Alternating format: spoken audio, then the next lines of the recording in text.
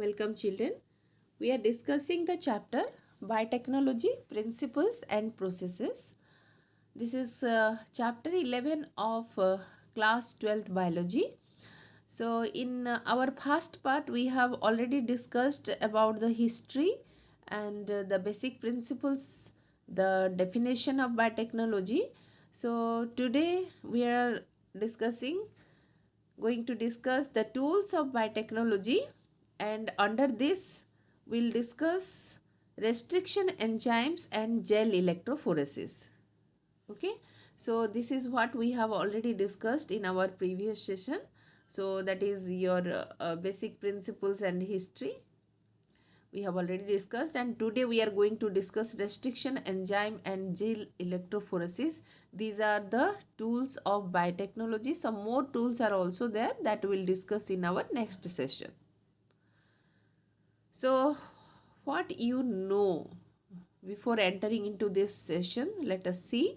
You know the basic structure of DNA as that is double helical structure, and you know the replication of DNA, you know the chemical nature of bonding in DNA, the nature of change on DNA, then the charges of DNA, that also you know, concept of potential difference, that also known to you. So today, after completing this session, what you will gain, let us see. You can explain the role of endonuclease and exonuclease enzyme. You can describe the nomenclature of restriction endonuclease, and you can explain works of restriction enzymes in biotechnology. You can enumerate steps in creating recombinant DNA molecule. You will be able to explain the construction and working of gel electrophoresis. Okay, so just have a recap of this slide. So this is you know that the tools of biotechnology, there are certain basic tools which are used in all biotechnological processes, and these tools are certain enzymes, then gel electrophoresis, cloning vectors, and competent host. Okay, so as I have told you, today we'll discuss the enzymes and gel electrophoresis. Then in next session we'll discuss cloning vectors and competent host. Okay, so under enzyme we'll discuss basically the restriction endonuclease enzyme, because more or less we know about these enzymes, but when we are going to discuss the whole process of rDNA technology as a whole, that time we will discuss the use of lysozyme, then cellulase, chitinase, all these enzymes. But today we'll discuss restriction endonuclease enzyme, because this is a complete new enzyme for us, and then gel electrophoresis. Okay, so as I have told you, under enzymes, what are the different enzymes that is used in the field of biotechnology are the cleaving enzymes, lysing enzymes, synthesizing enzymes, and joining enzymes. So cleaving enzyme means it cleaves, it cuts the genetic material. Then lysing enzyme, it will lyse or digest the genetic material or the protein, lipid, carbohydrate, or any biomolecules. The next, synthesizing enzymes, these are used for synthesis of the biomolecules, and they are reverse transcriptase, DNA polymerase. Then joining enzymes are DNA ligases, which joins the two fragments of DNA.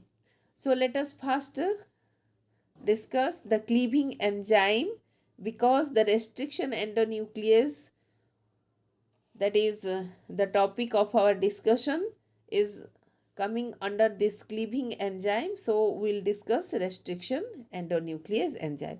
So this cleaving enzyme, these enzymes are found always in the nuclear region or nucleus. But in bacteria, as you know, there is no nuclear membrane, so you can find this in the cytoplasm. And these cleaving enzymes are of three types: exonuclease, endonuclease, and restriction endonuclease. So what is exonuclease? Let me tell you. Suppose say there is a DNA, okay, and if we have to cut the DNA or remove a fragment of DNA from its terminal part, then we have to use exonuclease enzyme. Okay, so it will remove the DNA fragment or the nucleotides from the terminal part, that is known as exonucleus or exogenous part. Okay, we can say. The next is endonuclease. So let us see, this is DNA molecule, and in the DNA molecule, if the nuclease enzyme will digest or cut the DNA endogenously, then it is known as endonuclease enzyme. So why these are known as nuclease enzyme? Because they are found in the nuclear region, so they are known as nuclease enzyme. So the nuclease enzyme, we have already discussed exonuclease and endonuclease. Now come to the restriction endonuclease. So the very name indicates that it is a type of endonuclease. That means it cuts the DNA endogenously. That means somewhere within the DNA, not at the terminal part. Okay, so let us discuss this enzyme in details. So here, as we know, this is exonuclease, this is endonuclease. Okay, then restriction endonuclease. So exonuclease, this is the definition, children. You can note down. The nuclease is that cleaves the DNA from terminal end. मैंने जैसे आपको बताया कि DNA का terminal part से ये DNA को cut करता है, तब उसको हम बोलते हैं exonuclease. Then endonuclease, the nucleases that cleaves the DNA from within by cutting the phosphodiester bond. So here what the DNA has to do, as you know that the DNA consists of the nucleotides, and in between the nucleotides the hydrogen bond is there. Okay, so when the nuclease enzyme has to cleave the DNA from the endogenous point, बीच में से अगर उसको काटना है, निकालना है DNA का एक फ्रैगमेंट, तो उसको क्या करना पड़ेगा, न्यूक्लियोटाइड के बीच में जो फॉस्फोडाइएस्टर बॉन्ड है, I am sorry, this is phosphodiester bond, तो फॉस्फोडाइएस्टर बॉन्ड को ब्रेक करना पड़ेगा. तो यहाँ पर क्या करता है आपका nuclease enzyme, it breaks the phosphodiester bond present between the nucleotide. मैं फिर से रिपीट कर रही हूँ बच्चों, थोड़ा सा गलत बोल दिया मैंने यहाँ पर. तो एक बात देखो, ये है डीएनए. सपोज हमको यहाँ से डीएनए का ये फ्रैगमेंट कट करना है, और हमको पता है कि डीएनए में काफ़ी सारे न्यूक्लियोटाइड्स होते हैं, और ये न्यूक्लियोटाइड किस तरह बॉन्ड होते हैं, उनके बीच में फॉस्फोडाइस्टर बॉन्ड होता है. तो अभी हमको ये न्यूक्लियोटाइड को हमको अगर यहाँ से निकालना है, there is a group of nucleotide, तो हम क्या करेंगे, फॉस्फोडाइस्टर बॉन्ड को, ये दोनों जगह पर जो फॉस्फोडाइस्टर बॉन्ड है उसको ब्रेक करना है. सो ये जो एंडोन्यूक्लियस एंजाइम है उसका काम है कि फॉस्फोडाइस्टर बॉन्ड को कट करेगा और डीएनए को एंडोजिनसली निकालेगा. ठीक है, that is with in the DNA के बीच में से निकालेगा. ठीक है, अभी हम देखेंगे restriction endonuclease. Let us see what is restriction endonuclease. You can note down this, children. Restriction enzymes are endonucleases from eubacteria and archaebacteria. ये हमेशा बैक्टीरिया से ही निकाला जाता है। That recognises a specific DNA sequence. The nucleotide sequence recognized for cleavage by a restriction enzyme is called the restriction site. तो देखो बच्चों, suppose से ये डीएनए है, डीएनए में हमारा एक साइट है, मान लो A T T C. Okay, so DNA का ये दूसरा स्टैंड है, तो ये क्या होगा, टी टी ए जी।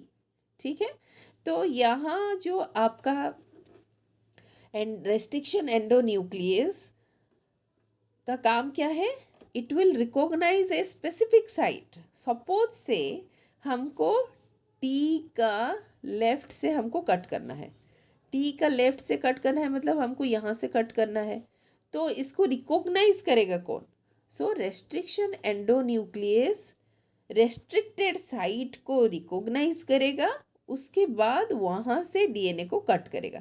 तो यहाँ इस स्ट्रैंड को यहाँ से कट कर दिया, और इस स्ट्रैंड का हम क्या कर रहे हैं, यहाँ से हम अगर मान लो ऐसे हम पढ़ रहे हैं, तो दूसरे स्ट्रैंड को हम ऐसे पढ़ेंगे ना, तो दूसरे स्ट्रैंड को यहाँ से कट करेगा।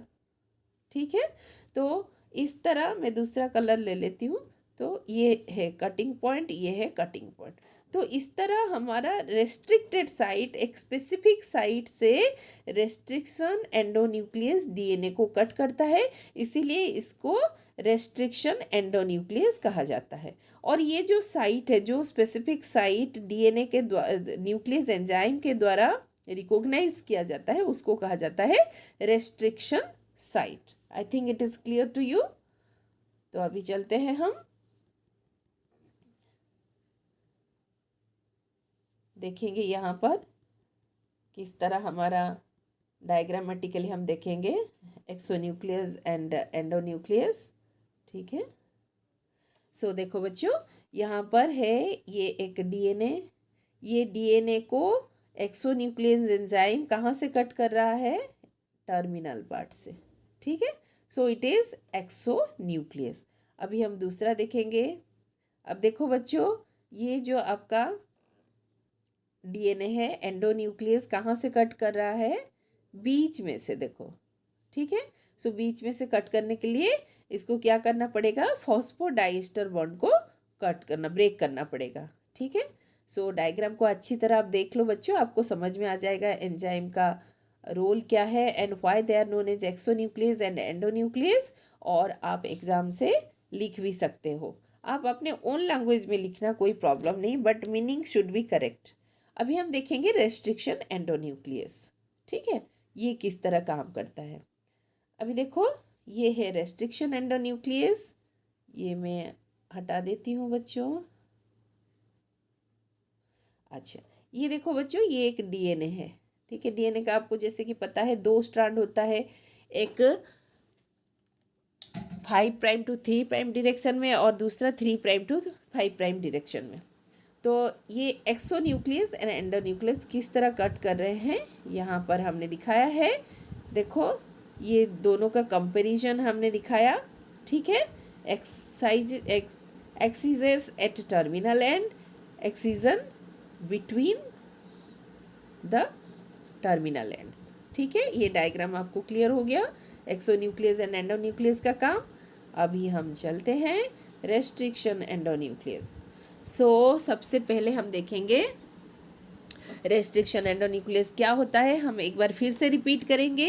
Restriction enzymes are endonucleases from eubacteria and archaebacteria that recognize a specific DNA sequence, and the nucleotide sequence recognized for cleavage by a restriction enzyme is called restriction site. Okay, and it was discovered first restriction enzyme was HIND2. The first restriction enzyme was HIND2, very very important children, and it was discovered from the bacteria that is Haemophilus influenza. हमने आपको बताया कि ये हमेशा bacteria से ही isolate किया जाता है। So the bacteria from which it was isolated, or it was the first restriction enzyme was discovered is your Haemophilus influenza. Okay. So children, this is very very important, the fast restriction enzyme, और इसका जो nomenclature है वो आगे जाकर हम पढ़ेंगे, that is also very important. And the first restriction enzyme was discovered by Nathans, Arbour and Smith, for which they awarded Nobel Prize. So these are the three scientists who won the Nobel Prize. Now let us see how they discovered this enzyme. ये enzyme को उन्होंने कैसे discover किया. देखो बच्चों, ये एक bacterial cell है, और बैक्टीरिया का सेल में क्या होता है, उसका खुद का डीएनए होता है. ठीक है, तो उसका जो खुद का डीएनए है बच्चों, ये हमने रेड पॉइंट यहाँ पर दे दिया है पहले से, लेकिन हम आपको दिखा देते हैं. बैक्टीरिया का एक्चुअली ये जो है ओनली ब्लू कलर का डीएनए था पहले से. ठीक है, अभी हम इसको क्या करेंगे, उन्होंने क्या किया, वो साइंटिस्ट ने उसको एक बैक्टीरियोफेज से इन्फेक्ट करवाया. देखो, दिस इज बैक्टीरियोफेज. बैक्टीरियोफेज क्या होता है बच्चों? Bacteriophage is a bacteria, it is not a bacteria, it is a virus that infects the bacteria. ये एक वायरस है जो कि बैक्टीरिया को इन्फेक्ट करता है. ठीक है, सो अभी जब बैक्टीरियोफेज इन्फेक्ट करता है, वायरस इन्फेक्ट करता है कोई भी होस्ट सेल को, तो वायरस खुद अंदर नहीं जाता, वो क्या करता है, अपना जेनेटिक मटेरियल को होस्ट सेल के अंदर छोड़ देता है. तो अभी देखो बच्चों, उसका जो जेनेटिक मटेरियल है that is being released into the bacterial cell. Bacterial cell के अंदर किस तरह उसका जेनेटिक मटेरियल अंदर आ रहा है. उसके बाद आप देखो बच्चों, यहाँ पर दो चीज़ मैं आपको बताऊंगी. उन्होंने देखा कि ये जो बैक्टीरियल सेल है, बैक्टीरियल सेल के अंदर दो एंजाइम है. एक एंजाइम क्या कर रहा है, जो वायरस का डीएनए आ रहा है, देखो ये वायरस का डीएनए अंदर आने के बाद ये कट हो जा रहा है, टुकड़ा टुकड़ा हो जा रहा है.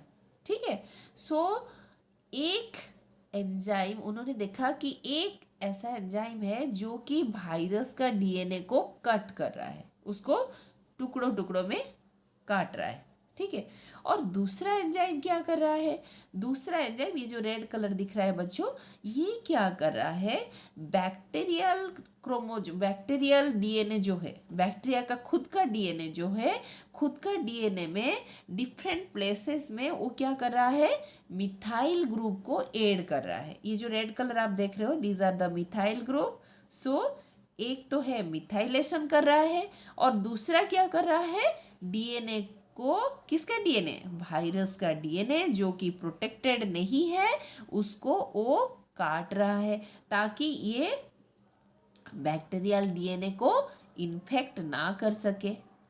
और दूसरा एंजाइम क्या कर रहा है, बैक्टीरियल डीएनए को, खुद के डीएनए को बचाने के लिए बैक्टीरिया में एक ऐसा एंजाइम है, वो क्या कर रहा है, डिफरेंट जगह पर मिथाइल ग्रुप ऐड कर देता है. तो ये जो रेड कलर है ये सारे मिथाइल ग्रुप है. तो अभी बैक्टीरियल डीएनए क्या हो गया, दिस इज नाउ प्रोटेक्टेड, ये अभी प्रोटेक्टेड हो गया. ठीक है, तो यहाँ किस तरह बैक्टीरिया अपने डीएनए को प्रोटेक्ट करता है, पहले तो एक एंजाइम के द्वारा जो वायरस है उसका डीएनए को काट देता है, और दूसरा है खुद के डीएनए में मिथाइल ग्रुप ऐड कर देता है. तो ये दोनों तरीके से एट ए टाइम वो दोनों तरीका यूज़ करता है और खुद के डीएनए को प्रोटेक्ट कर लेता है. तो अभी ये साइंटिस्ट ने देखा कि ये जो क्लीविंग कर रहा है डीएनए को, ये डीएनए को एक स्पेसिफिक साइट में क्लीव कर रहा है, मतलब कट कर रहा है. इसीलिए उसको नाम दिए रेस्ट्रिक्शन एंडोन्यूक्लियस एंजाइम. और ये क्या कर रहा था, दूसरा एंजाइम मिथाइल ग्रुप ऐड कर रहा था और उसको प्रोटेक्ट कर रहा था. इसीलिए उसका नाम क्या दिए, मिथाइलेज। तो इस तरह बच्चों हमारा जो रेस्ट्रिक्शन एंजाइम था उसका डिस्कवरी हुआ। तो यहाँ पर बच्चों आप देख सकते हो, यहाँ दे रखा है मैंने कि कौन सा चीज़ क्या है। ये देखो बैक्टीरियोफेज दैट इज़ वायरस, जो कि बैक्टीरिया को इन्फेक्ट करता है। ये है वायरल जीनोम जो कि अनप्रोटेक्टेड है, उसमें कोई प्रोटेक्शन नहीं है। Then this is your bacterial genome, ये बैक्टीरिया का जीनोम जिसमें मिथाइल ग्रुप ऐड हो गया है और ये प्रोटेक्टेड हो गया है। और ये है रेस्ट्रिक्शन एंडोन्यूक्लियस एंजाइम। इसको सीजर के रूप से क्यों दिखाया गया, क्योंकि इसको हम मॉलिक्यूलर सीजर भी कहते हैं। ठीक है, इसको हम मॉलिक्यूलर सीजर कहते हैं क्योंकि ये डीएनए को काटता है। ठीक है, सीजर का काम कट करना है, तो इसीलिए so this is restriction endonuclease. तो यहाँ पर देखो इसका न्यूक्लियर रीजन में ये एंजाइम था, तो ये एंजाइम जैसे इसका डीएनए आता था उसको कट कर दे रहा था। ठीक है, in this way the first restriction enzyme was discovered by this 3 scientists for which they won the Nobel prize. अभी हम देखेंगे ये रेस्ट्रिक्शन एंजाइम, तरह तरह के रेस्ट्रिक्शन एंजाइम है, उसको हम नाम कैसे देते हैं, कैसे पहचानेंगे। ठीक है, उसका नेमिंग थोड़ा हम देखेंगे। तो यहाँ पर हमने लिया रेस्ट्रिक्शन एंजाइम ई कोर रोमन न्यूमरल 1। ओके, ई कोर 1 ये रेस्ट्रिक्शन एंजाइम का नाम है। ठीक है, तो ये जो एंजाइम है कहाँ से मिला हमको, किससे आइसोलेट किया, एक बैक्टीरिया जिसका नाम है इश्चरचिया कोलाई। इश्चरचिया कोलाई, ठीक है, बैक्टीरिया का नाम है इश्चरचिया कोलाई। और उस बैक्टीरिया का स्ट्रेन का नाम क्या है, स्ट्रेन इज RY13। स्ट्रेन जैसे आप पढ़े थे ना मॉलिक्यूलर बेसिस ऑफ इनहेरिटेंस में, R strain, S strain pneumococcus bacteria का, तो उस तरह इस बैक्टीरिया का भी तरह तरह के स्ट्रेन होते हैं। लेकिन ये जो ई कोर 1 है उसको हमने किस बैक्टीरिया से लिया, that is taken from Escherichia coli RY13। ठीक है, और अभी हम देखेंगे इसको हम नाम कैसे देंगे।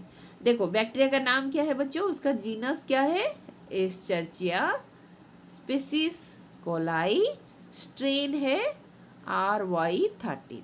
अभी देखो हम इसको नेमिंग करने के लिए क्या लेते हैं, जो एंजाइम का फर्स्ट लेटर होगा वो क्या होगा, first letter of genus in capital. Very very important children, आप इसको नोट डाउन कर लो और आप एग्जाम में इसी तरह आप लिखोगे तो कोई आपका मार्क, एक आधा मार्क भी नहीं काट सकता। ठीक है, देन उसके बाद स्पीसीज का नाम क्या है, कोलाई।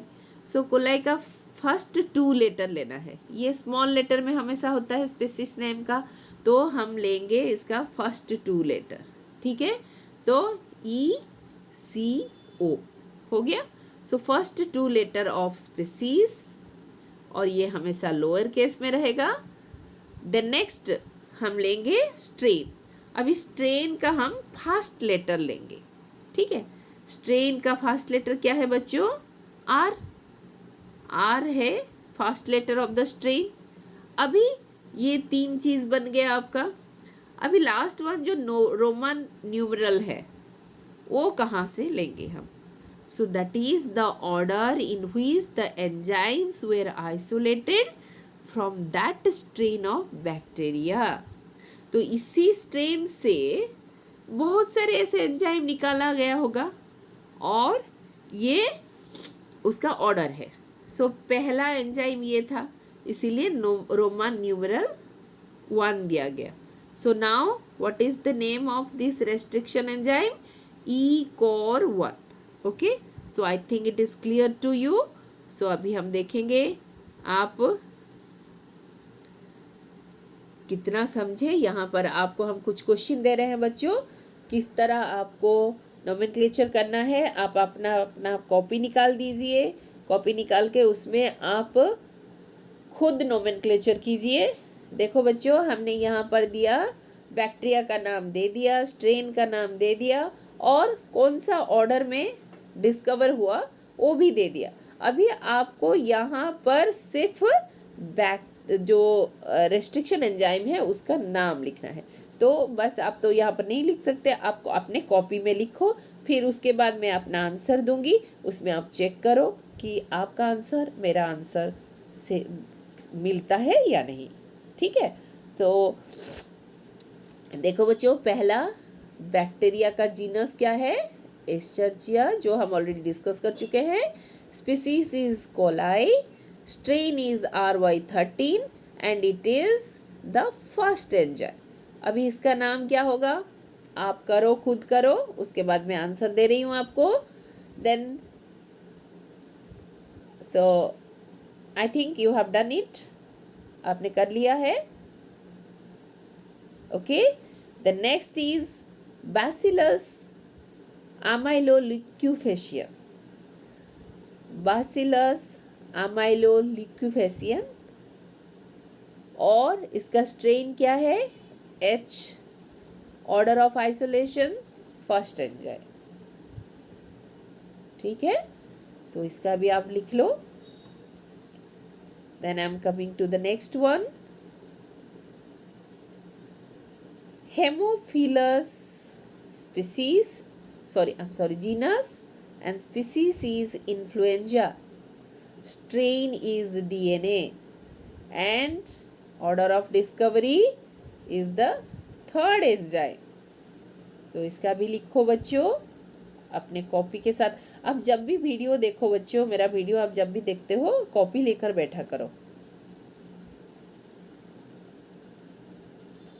हो गया। देन अभी हम देखेंगे staphylococcus is the genus and aureus is the species, strain is 3A and the discovery, order of discovery is first enzyme. So I hope कि आपने ये काम कंप्लीट कर लिया। आप सब ने ये जो रेस्ट्रिक्शन एंजाइम है यहाँ पर अपना अपना नाम, रेस्ट्रिक्शन एंजाइम का नाम लिख दिया होगा।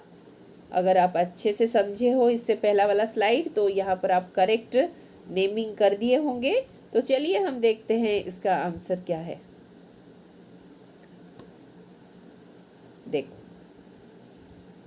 हमने हमारा आंसर दिया। पहला है एस्चर्चिया कोलाई का E-core1, ये ऑलरेडी हम एग्जाम्पल में डिस्कस कर चुके थे। देन बासिलस amyloleukophaciens का BAM-H1, क्योंकि ये फर्स्ट एंजाइम है, BAM-H1। Then Haemophilus influenza D, HIND3, क्योंकि ये थर्ड एंजाइम है तो रोमन न्यूमेरल 3 है। Then Staphylococcus aureus 3A, it is first enzyme, तो इसका नाम देखो बच्चों SAU3A।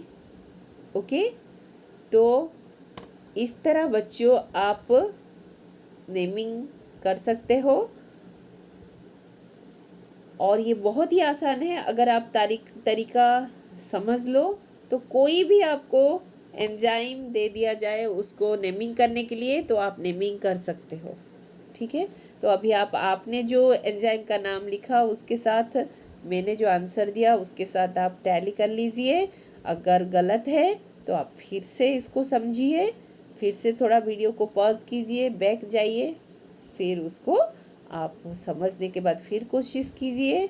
अगर आपका सही है तो it is well and good. तो चलिए आगे चलते हैं। तो रेस्ट्रिक्शन साइट क्या होता है बच्चों? अभी देखो, restriction enzyme recognises a specific short nucleotide sequence. एक छोटा सा न्यूक्लियोटाइड, डीएनए तो कितना बड़ा होता है ना, उसमें बहुत सारे न्यूक्लियोटाइड सीक्वेंस होते हैं, लंबा न्यूक्लियोटाइड सीक्वेंस। लेकिन रेस्ट्रिक्शन एंजाइम क्या करता है? It recognises a specific short nucleotide sequence, जिसको कहा जाता है रेस्ट्रिक्शन। तो बच्चों अभी चलिए देखते हैं रेस्ट्रिक्शन साइट क्या होता है। Restriction enzyme recognises a specific short nucleotide sequence which is called restriction site. देखो बच्चों, हमारा डीएनए कितना लंबा होता है, उसमें बहुत बड़ा सीक्वेंस होता है न्यूक्लियोटाइड का, और उस न्यूक्लियोटाइड में से एक छोटा सा हिस्सा को हमारा रेस्ट्रिक्शन एंजाइम चुनता है और वहीं पर कट करता है, और उसी को कहा जाता है रेस्ट्रिक्शन साइट। और ये रेस्ट्रिक्शन साइट हमेशा एक पैलिंड्रोमिक सीक्वेंस होता है। पैलिंड्रोम क्या होता है बच्चों? जैसे हमने लिखा कि मलयालम, देखो इसको हम पढ़ेंगे, इधर से पढ़ेंगे तो क्या है, आप स्पेलिंग देखो बच्चों, MALAYALAM। अगर इधर से पढ़ेंगे तो क्या होगा, MALAYALAM। तो दोनों तरफ से ये रीडिंग फ्रेम बराबर का है, इसीलिए इसको हम बोलते हैं पैलिंड्रोम। तो उसी तरह डीएनए भी काफ़ी सारे ऐसे सीक्वेंस होते हैं जो कि पैलिंड्रोमिक सीक्वेंस होते हैं। यहाँ पर हमने आपको एक पैलिंड्रोमिक सीक्वेंस दिखा रहे हैं, देखो जैसे GAATTC, ठीक है। हम अगर यहाँ से पढ़ेंगे, इस डायरेक्शन से पढ़ते हैं तो ये है GAATTC। और दूसरे स्ट्रैंड को हम कैसे पढ़ेंगे, यहाँ से पढ़ेंगे तो इस डायरेक्शन में पढ़ेंगे तो ये क्या होगा, GAATTC। तो ये हो गया ना एक पैलिंड्रोमिक सीक्वेंस। तो इस तरह काफ़ी सारे पैलिंड्रोमिक सीक्वेंस हमारे डीएनए में होता है, और रेस्ट्रिक्शन एंजाइम इसी साइट पे कट करता है। जैसे ये पैलिंड्रोमिक साइट है, एंड दिस इज सपोज से ECOR1, ये है एंजाइम ECOR1। और ECOR1 का स्पेसिफिसिटी क्या है, इसका स्पेशल कैरेक्टरिस्टिक क्या है कि ये जो पैलिंड्रोमिक सीक्वेंस है, पैलिंड्रोमिक सीक्वेंस का राइट टू जी के राइट में, जी के बाद उसको कट करेगा। तो ये जो को ग्रीन कलर से हमने एरो दिया है तो वहाँ पर ये कट कर सकता है, और किसी दूसरे साइड में ये कट नहीं कर सकता। तो कट करेगा मतलब क्या करेगा, A एंड G के बीच जो फॉस्फोडाइस्टर बॉन्ड है उसको ब्रेक करेगा, ठीक है। तो ये देखो अभी ब्रेक कर चुका है। यहाँ पर ब्रेक करने के बाद देखो बच्चों, यहाँ पर कट कर दिया और इसको यहाँ पर कट कर दिया, ठीक है। तो this is restriction enzyme, scissor दिखाया जा रहा है because it is molecular scissor, okay. तो अभी कट हो जाने के बाद ये दोनों को हम सेपरेट करेंगे तो हमको कैसे स्ट्रैंड मिलेंगे, will get the strands like this, क्योंकि इसको जी से यहाँ से ऐसे कट कर दिया ना, ठीक है। इसको हमको ये एक फ्रैगमेंट मिल गया और ये एक दूसरा फ्रैगमेंट मिल गया, ये यहाँ आ गया, ये यहाँ आ गया। So this type of fragments you will get when the DNA is cut by restriction endonuclease. हमने यहाँ पर ECOR1 का एग्जाम्पल दिया, and I hope it is clear to you, otherwise I am repeating this. देखो बच्चों यहाँ diagram पूरी तरह है। तो ये है हमारा पैलिंड्रोमिक सीक्वेंस। ECOR1 एंजाइम हमने लिया। ECOR1 एंजाइम कहाँ कट करता है, राइट टू जी, मतलब जी जहाँ होगा पैलिंड्रोमिक सीक्वेंस में उसके राइट में कट करेगा। तो यहाँ आप देख सकते हैं this is the enzyme which is cutting the DNA. तो यहाँ से यहाँ तक कट कर दिया, ये एक फ्रैगमेंट बन गया, ठीक है, और दूसरा फ्रैगमेंट हो गया ये, ठीक है। So like this your restriction enzyme cuts the DNA. अभी हम आपको आपके टेक्स्ट बुक का डायग्राम दे रहे हैं। सो देखो बच्चों यहाँ पर जो बायोटेक्नोलॉजी में रिकॉम्बिनेंट डीएनए बनाने के लिए हमको रेस्ट्रिक्शन एंजाइम की ज़रूरत होती है। तो ये किस तरह काम करता है, सेम सीक्वेंस हमने लिया है और यहाँ पर ECOR एंजाइम है। सो ये डायग्राम भी वही हमने आपको जो दिखाया। तो बच्चों देखो यहाँ पर जी राइट टू जी में एक्ट किया, यहाँ पर भी राइट टू जी में एक्ट किया। उसके बाद ये देखो ये है हमारे फॉरेन डीएनए, मतलब हमको जो डिज़ायरेबल डीएनए चाहिए, किसी की डीएनए से हम एक टुकड़ा ले रहे हैं, हमको एक टुकड़ा चाहिए तो उसका डीएनए, और ये है वेक्टर डीएनए, यानी ये बैक्टीरिया का जो प्लाज्मिड है, प्लाज्मिड का डीएनए है, और ये है फॉरेन डीएनए, मतलब जिस डीएनए से हम डिज़ायरेबल डीएनए ले रहे हैं वो है फॉरेन डीएनए, ठीक है। तो अभी देखो बच्चों हम ECOR से इसको ट्रीट करेंगे। ECOR1 से ट्रीट करने से क्या होता है, देखिए ECOR1 से ट्रीट हुआ, उसके बाद राइट टू जी में कट हो गया, now you will get this 2 fragment, ठीक है। तो ये देखो ये हो गया आपका, इसका दूसरा फ्रैगमेंट हटा दिया और इसका नीचे वाला फ्रैगमेंट हटा दिया, इसका ऊपर वाला फ्रैगमेंट हटा दिया, इसका नीचे वाला फ्रैगमेंट हटा दिया, ठीक है। तो अभी हाँ आप देखो बच्चों ये जो 2 फ्रैगमेंट है ये दोनों कम्प्लीमेंट्री है ना एक दूसरे के साथ। देखो यहाँ AATT है यहाँ क्या है, TTAA है, दोनों कॉम्प्लीमेंटरी है, दोनों अभी स्टिक कर जाएंगे ना। तो अभी हम इसको अगर लाइगेज एंजाइम दे दें, यहाँ पर हम अगर लाइगेज एंजाइम दे देंगे तो क्या होगा, दोनों फ्रैगमेंट जो है डीएनए के, both are complementary to each other and they will join with each other, एक दूसरे के साथ ज्वाइन कर जाएंगे। तो यहाँ पर ज्वाइन हो गया है, तो अभी आपका ये RDNA बन गया, रिकॉम्बिनेंट डीएनए बन गया। ठीक है, तो फॉरेन डीएनए और प्लाज्मिड रिकॉम्बाइन हो गए। ठीक है, सो अभी देखते हैं डीएनए लाइगेज क्या है। DNA ligase is a specific type of enzyme, a ligase that facilitates the joining of DNA strands together by catalyzing the formation of a phosphodiester bond। तो यहाँ क्या हो रहा है बच्चों, देखो ये जो था यहाँ क्या था, AATT, और दूसरे स्ट्रैंड में क्या था, TTAA। ठीक है, तो ये क्या करेगा, इसको बस ये दोनों कॉम्प्लीमेंटरी है, इसको ये दोनों एक दूसरे के साथ क्या करेंगे, हाइड्रोजन बॉन्ड बना देंगे। ठीक है, ये हाइड्रोजन बॉन्ड बना देने के बाद इस फ्रैगमेंट को, जो फ्रैगमेंट हो गया था दूसरे डीएनए का जो नीचे वाला हिस्सा है उसके साथ जोड़ना है। तो जोड़ेगा कैसे, एडजेसेंट मान लो यहाँ पर G है, G के साथ इसको जोड़ेगा कैसे, बाय फॉस्फोडाइस्टर बॉन्ड। तो यहाँ फॉस्फोडाइस्टर बनाने में हेल्प करता है ligase. So ligase never helps in formation of hydrogen bond. Remember children, ligase hydrogen bond formation में हेल्प नहीं करता। लाइगेज हमेशा फॉस्फोडाइस्टर बॉन्ड, जैसे ऐसे दो फ्रैगमेंट है उसको ज्वाइन करने में हेल्प करता है। ठीक है, तो यहाँ हम आपको एक एनिमेशन दिखाते हैं, देखो ध्यान से आप देखो बच्चों, देखो अभी फिर से हम जा रहे हैं। देखो ये था डीएनए, यहाँ पर हाइड्रोजन बॉन्ड बन गया और ये लाइगेज एंजाइम यहाँ पर जुड़ गया। ठीक है, यहाँ पर जुड़ गया। ठीक है, these are the ligase enzyme. ठीक है, सो ये एनिमेशन को ध्यान से देखो बच्चों।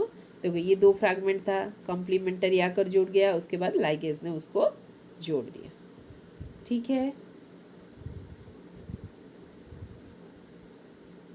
एक बार फिर से देखो।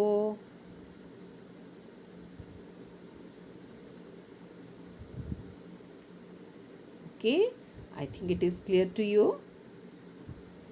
ये है आपका लाइगेज एंजाइम। ठीक है,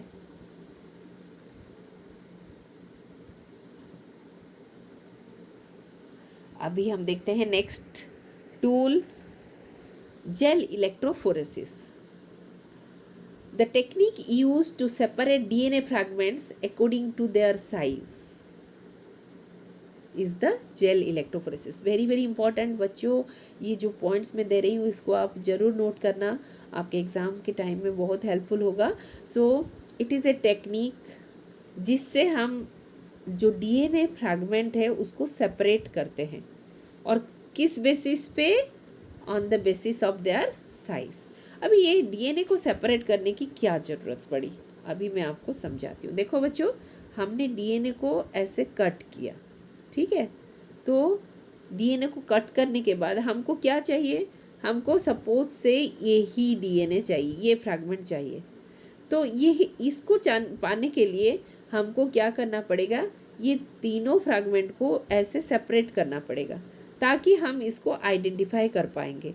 ठीक है, तो इसके लिए हमको जेल इलेक्ट्रोफोरेसिस की ज़रूरत है। ठीक है, अभी आपको समझ में आ गया होगा कि why gel electrophoresis is so important. So DNA samples are loaded into wells. देखो बच्चों, ये जो इंस्ट्रूमेंट है यहाँ पर आप देख सकते हो, दीज आर कॉल्ड वेल। ठीक है, यहाँ पर लिखा हुआ है इलेक्ट्रोफोरेटिक बफर वेल। तो ये जो वेल मतलब क्या है, कुआं। कुआं मतलब क्या है, वहाँ पर कैविटीज़ होते हैं। ठीक है, उसमें हम क्या करते हैं, इस तरह टेस्ट ट्यूब होता है और उस छोटे छोटे टेस्ट ट्यूब होते हैं, उसमें हमको सैंपल रखना पड़ता है। सैंपल यानी क्या करेंगे, हम वहाँ पर डीएनए रखेंगे, जो मिक्स्ड पीसेस ऑफ डीएनए उसको रखा जाता है। ये जेल इलेक्ट्रोफोरेसिस जो है it is a tray like structure. आप देख रहे हो ये एक ट्रे है और इसको इलेक्ट्रिक सप्लाई हो रहा है, पावर सप्लाई हो रहा है, ठीक है। एक तरफ कैथोड है, आप देखो बच्चों यहाँ पर, और एक तरफ एनोड है, ठीक है। और इसमें क्या है, एक जेल है जिसको कहा जाता है agarose gel. The gel is agarose gel. फिर से बता रही हूँ बच्चों, ये देखो ये एक ट्रे है जिसको कहा जाता है इलेक्ट्रोफोरेटिक ट्रे। इलेक्ट्रोफोरेटिक ट्रे के दोनों टर्मिनल पावर सप्लाई के साथ जुड़ा हुआ है। एक है कैथोड एक तरफ, दूसरे तरफ एनोड है। कैथोड के तरफ जो वेल हमने बताया, यानी जहाँ पर हम सैंपल को डालेंगे वो होता है, और एनोड की तरफ कुछ नहीं होता। और ये ट्रे का जो मैट्रिक्स होता है वो एगारोज जेल से बना हुआ होता है, ठीक है। तो इसका प्रिंसिपल क्या है बच्चों,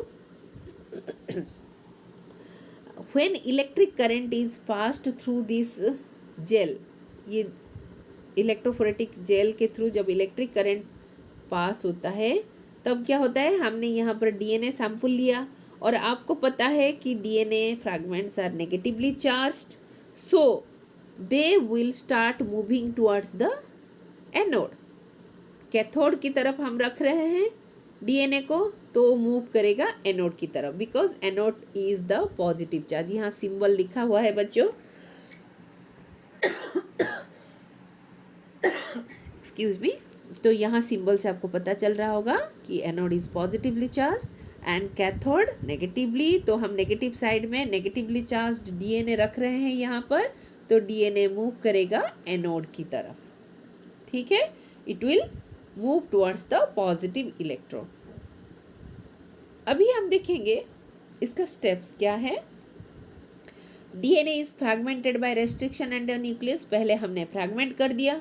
then DNA fragments are negatively charged and they can be separated by forcing them to move towards the anode under an electric field through a matrix. तो ये जो हमने आपको दिखाया, तो अभी हम उसको मूव करने देंगे डीएनए का फ्रैगमेंट को।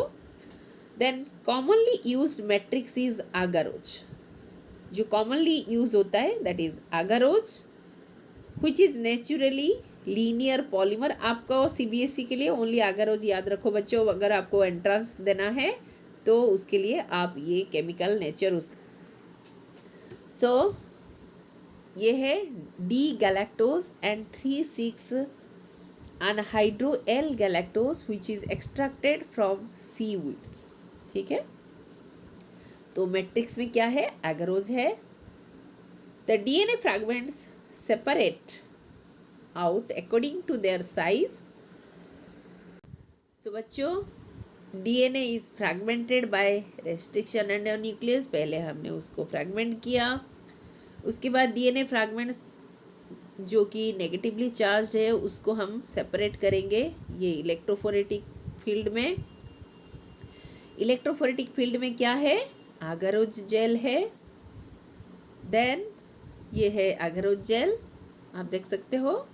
The next, the DNA fragments कैसे सेपरेट होंगे, they will be separated out according to their size through sieving effect provided by the agarose gel. Very very important children, ये जो एगारोज जेल होता है उसका सिविंग effect उछलने की तरह काम करता है, जिसके थ्रू डीएनए का फ्रैगमेंट मूव कर सकते हैं। और जिस डीएनए फ्रैगमेंट का साइज छोटा होता है वो ज़्यादा डिस्टेंस मूव करता है। जैसे यहाँ पर देखो, ये जो छोटे छोटे फ्रैगमेंट है मोर डिस्टेंस मूव करते हैं, और जो बड़ा फ्रैगमेंट होता है वो कम डिस्टेंस मूव करते हैं। उसके बाद हमको अभी देखना है डीएनए को कहाँ सेटल हुए हैं। The separated DNA fragments can be visualised after staining the DNA with ethidium bromide. हम उसको एथिडियम ब्रोमाइड ऐड करेंगे एगारोज जेल मीडियम में। उसके बाद हम यूवी रेडिएशन के द्वारा देखेंगे। तो एथिडियम ब्रोमाइड ब्लू कलर का होता है बच्चों, और हम जब यूवी रेडिएशन में देखेंगे तो ऑरेंज बैंड दिखाई देगा। डीएनए हमको ऑरेंज बैंड के रूप से दिखाई देगा, तभी हम उसको पहचान पाएंगे। और उसके बाद हमको डीएनए को सेपरेट करना है, अलग करना है, जेल इलेक्ट्रोफोरेटिक मैट्रिक्स से हमको सेपरेट करना है। तो ये separated bands of DNA are cut out and extracted from the gel piece. जैसे बच्चों ये है ट्रे, ठीक है, ये ट्रे में जेल के साथ डीएनए है, क्योंकि जेल के अंदर ही तो ये मूव कर रहा था। अभी हम क्या करेंगे, जेल के साथ ये डीएनए का पीस ले लेंगे, उसके बाद जेल से हम उसको अलग करेंगे, और ये मेथड को कहा जाता है एल्यूशन। ठीक है, तो बच्चों आज हमने क्या क्या पढ़ा, हमने 2 टूल के बारे में पढ़ा जो कि बहुत इंपॉर्टेंट है रिकॉम्बिनेंट डीएनए टेक्नोलॉजी के लिए, बायोटेक्नोलॉजी के लिए। वो है रेस्ट्रिक्शन एंडोन्यूक्लियस एंड दूसरा है जेल इलेक्ट्रोफोरेसिस। तो अभी एक बार रिकैप कर लेते हैं। Biotechnology uses many tools to produce recombinant DNA. Restriction enzymes are one such tools that cleaves DNA at particular sites, such as to allow the creation of recombinant DNA molecule. Arbour and Lin discovered the restriction enzyme. Hind2 was the first enzyme to be discovered and isolated. Stanley Cohen and Harvard Boyer created fast recombinant DNA by using antibiotic resistant genes from Salmonella typhimurium and inserted in E. coli. Restriction enzymes are named by following a convention. The first letter is written in capital and derived from genus name. Next 2 letter in small from species name. Next letter for strain and Roman number to show order of their discovery.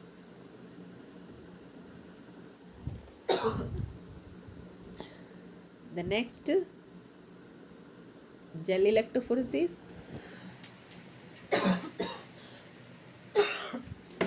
The cleaved DNA pieces are separated using gel electrophoresis. Gel electrophoresis is a technique for separating DNA fragments based on their size. Firstly, the sample DNA is cut into fragments by restriction endonuclease. The DNA fragments, being negatively charged, can be separated by forcing them to move towards the anode under an electric field through a medium. Commonly used matrix is agarose, which is a natural linear polymer. The DNA fragments separated out according to their size because of the sieving property of agarose gel. Hence, the smaller the fragment size, farther they will move.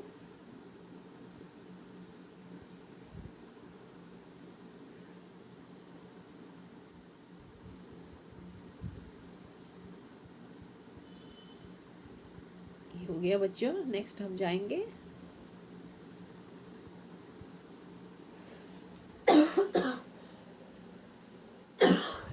As usual हम अपना instant assessment करेंगे।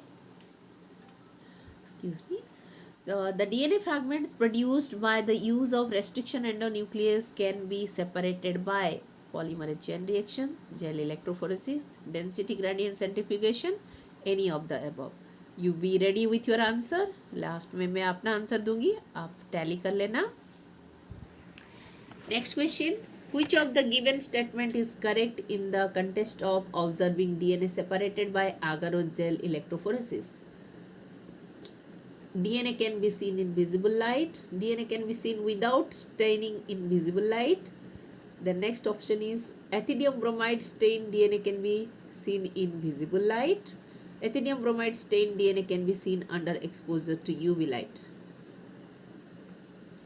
Next question. Restriction enzyme refers to cleaving of phosphodiester bond in DNA by the enzyme, cutting of DNA at specific position only, prevention of the multiplication of bacteriophage in bacteria, all of the above. Next question. The role of DNA ligase in the construction of recombinant DNA molecule is formation of phosphodiester bond between 2 DNA fragments, formation of hydrogen bond between sticky ends of DNA fragments, ligation of all purine and pyrimidine bases, none of the above. Next question. Match the items in column 1 with those in column 2. Column 1, seaweeds, staining of DNA, separation of DNA fragments, elution. And column 2, gel electrophoresis, source of agarose, isolation of DNA from the gel, ethidium bromide. Okay, मैं आपको just I am giving you 1 minute to match the two column. Then I will show you my answer. और आप अपने answer के साथ तैयार रहना. अभी देखेंगे आपका आंसर हमारा आंसर मैच कर रहा है कि नहीं. अगर आप मैच कर रहा है तो आप अच्छी तरह समझ चुके हो. अगर मैच नहीं कर रहा है तो आपका कहीं ना कहीं कुछ डाउट है. तो डाउट आप ज़रूर कमेंट सेक्शन में लिख के भेजना. Otherwise you go through the video once again and that will be helpful for you. Okay, I think your answer is ready with you. Let us see the answer. Yes, here is the answer. Okay, first question का B option होगा gel electrophoresis. Second question का D option होगा ethidium bromide stain DNA can be seen under exposure to UV light. Third question का C option होगा prevention of multiplication of bacteriophage in bacteria. Fourth question का A option होगा formation of phosphodiester bond between two DNA fragments. अभी 5 का ये matching देख लो. ए का 2, B का 4, सी का 1 एंड डी का 3. ये कुछ होम असाइनमेंट ले जाओ बच्चों, आप जरूर करना इसको. Answer the following questions in brief. What are restriction enzymes, what role do they play in biotechnology. Explain the name of restriction enzyme using given name E-COR1. ये ऑलरेडी हम दे चुके हैं यहाँ पर, तो आप आसानी से कर सकते हो. दूसरा एंजाइम भी आप ट्राई कर सकते हो. What is recognition site, give its characteristics and significance. What is the principle involved in working of gel electrophoresis? How is DNA made visible after gel electrophoresis? Question number 2. Give appropriate answers. What would happen if the restriction enzyme do not cut the DNA at specific recognition sequence? Very, very important, children. Then B. A mixture of the fragmented DNA was run on an agarose gel. The gel was stained with ethidium bromide, but no bands were observed. What would be the cause? Very, very important. तो बच्चों ये जो question मैं फिर back ले रही हूँ, आप एक बार नोट कर लेना. ठीक है, ये जो क्वेश्चन हमने दिया बच्चों, this are very important question. ये सारे जो क्वेश्चन नंबर 2 में हमने जो क्वेश्चन दिया है, these are all conceptual questions. और फर्स्ट क्वेश्चन जो है वो आपका डायरेक्ट क्वेश्चन है. तो आपके एग्ज़ाम में दोनों तरह के क्वेश्चन आते हैं. तो ज़रूर ये होम असाइनमेंट में जो क्वेश्चन मैं देती हूँ आप इसको नोट डाउन कीजिए और आप अपने फ्री टाइम में इसको ज़रूर कीजिए. और जिस दिन का असाइनमेंट उसी दिन ही आप बच्चों कंप्लीट करो, ताकि हम जब नेक्स्ट सेशन में नेक्स्ट टॉपिक पढ़ेंगे तो आप लैग नहीं करोगे. ठीक है, तो चलो बच्चों, इसी के साथ ही हमारा आज का ये सेशन ख़त्म होता है. नेक्स्ट सेशन में हम पढ़ेंगे टूल्स ऑफ बायोटेक्नोलॉजी में cloning vectors and making the host competent. So till then, bye bye. Thank you for viewing. Keep watching. Thank you.